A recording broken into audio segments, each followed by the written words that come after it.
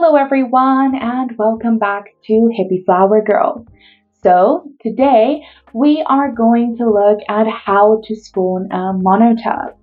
We will be using Bods unmodified monotub technique. If you want to see the original post, I have put a link in the description box below, so you're welcome to click on it and read through the original.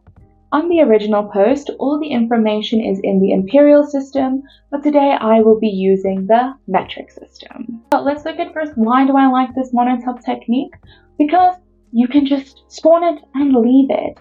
Some other techniques require you to mist and fan multiple times a day, which can be taxing or tiresome, especially if you have a job and you need to be away from home.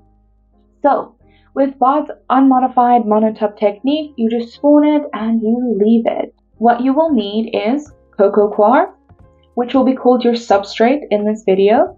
You need your colonized jars of grain, which will be called the grain spawn or just the spawn. You will need a special plastic tote, which I'll get into in a moment. You will need a bucket, boiling water, a knife, a kitchen scale, and some plastic. The plastic is completely optional. First is you need to hydrate your coco coir. So what we will do is we'll put the coco coir into a bucket, we'll pour boiling water over it, we'll seal the bucket and leave it to hydrate as well as cool down. So how much water would you need? Well, there's a nifty little formula. What you do is you take your brick of coco coir, you put it on your kitchen scale, then you get the weight in grams. You will multiply that weight with 4.75 to get the amount of water you need in milliliters. Then you place the coco coir into the bucket, you pour the hot water over it, you can mix it up a little bit, you'll put the lid on the bucket, and then you will leave it for about 12 hours to hydrate and cool down. You can leave it overnight.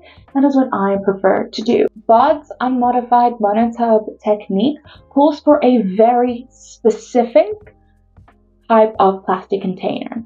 It's some kind of sterilite container, but here in South Africa, we don't really get the sterilite brand. If you want it, you need to import it, which is quite expensive. So I found an alternative at a storage or bulk store called Westpac, if the South Africans would know what I'm talking about. This is our ADIS or ADAS store and guard tote. You can find any tote that has a sponge-like strip in the crevice of the lid. This is what makes the monotub technique work. You have to look for something that is similar. You can clean out the tote with some soapy water and dry it off, and then we can get started with spawning our monotub. So what you will do is you will put a plastic layer in the monotub. This is called our lining. This is completely optional. Why do we use a lining? Well, because the substrate, once it is fully colonized, shrinks. And then there is a gap between the tote wall and the substrate. Here, a lot of humidity is formed, so you might get side pins or even bottom pins. Using the plastic lining will stick to the substrate so that no humidity can touch the corners or the bottom, which prevents side pins and bottom pins from happening. Once you get more comfortable with this technique, you will be able to have the environment in the tub at such a point where you don't need this because the top has all the humidity needed to create your mushrooms. I am using 4 half-liter jars with colonized grain spawn.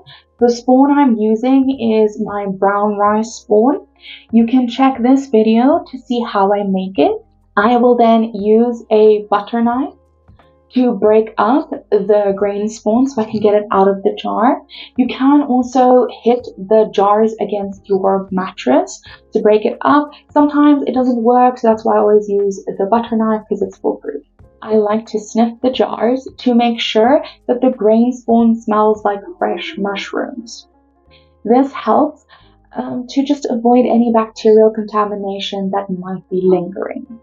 We can see over here that my cat Autumn is quite curious about what I am doing. So any rice that sticks to the side of the jars, I'm going to leave in there just to avoid any bacterial contaminations. I'm not that worried about it, but prevention is better than cure.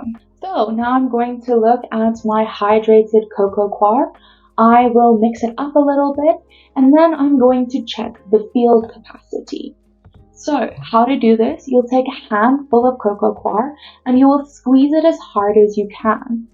If 1 or 2 drops form on your hand and fall down, you know it is at field capacity. If you squeeze it and there are no water droplets, then your substrate is too dry and you need to add a little bit of water to make sure it is wet enough.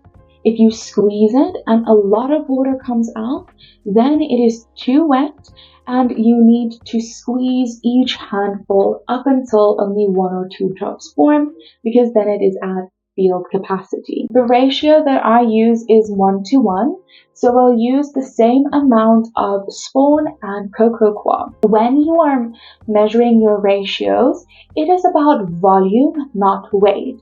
So you will see that I put my spawn on one side of my tote and then I fill up the other side to the same level with the substrate. You can also use a 1:2 ratio of spawn to substrate, which means you will have double the amount of substrate compared to the spawn. I prefer 1:1. I will then mix the substrate and the spawn together. I will break up any clumps from the grain spawn. Then I will put a layer of cocoa coir on top. This is not necessary when you are growing strains that do not form blobs. I will then cut the plastic lining down so it's about 1 or 2 centimeters above the substrate, and then I will put on the lid. It is imperative that you do not latch the lid. It should just sit on top of the monotub so that the air can exchange in between that sponge-like rim. So this monotub did not perform very well because I was trying to do a little bit of an experiment to see, because there's a lot of information, especially on Reddit, that can be quite confusing. So what I did with this monotub is I lifted the lid every day to check on the substrate, to see how far colonized, how much has colonized, and that is where the problem came in. I know new growers get extremely excited and they want to check their monotub frequently. So, a bit of advice, do not lift the monotub lid for at least 7 to 10 days. If you cannot help yourself, just crack the lid ever so slightly and peer in, or if you can use your phone or your flash to see how the progress is going, that would be much better. The reason why we don't want to crack the lid is because it will dry out the substrate, because the substrate is releasing moisture, which is creating humidity, and if you lift the lid, then the humidity dissipates, which will then lead to problems down the line and your substrate will dry out. So my substrate did dry out. What I then did to remedy the situation is I dunked the substrate in water. So I filled the tote with water and I put something heavy on the substrate to sink it down, and I left it for a few hours so that the water could pull into the substrate again.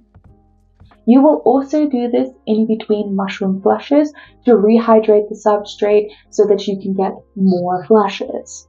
How do you know your monotub is going to start producing mushrooms? One, it will be completely colonized, so the mycelium will spread across the entire substrate. It will shrink a bit, and then when you know it's going to start is you will see tiny white dots, usually in clusters. These are called our hyphal knots. They are the start of our mushrooms.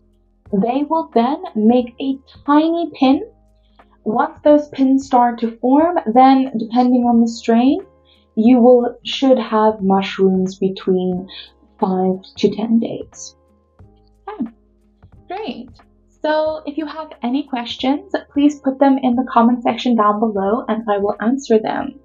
In my next couple of videos, we are going to discuss how to set up and prepare for a mushroom experience.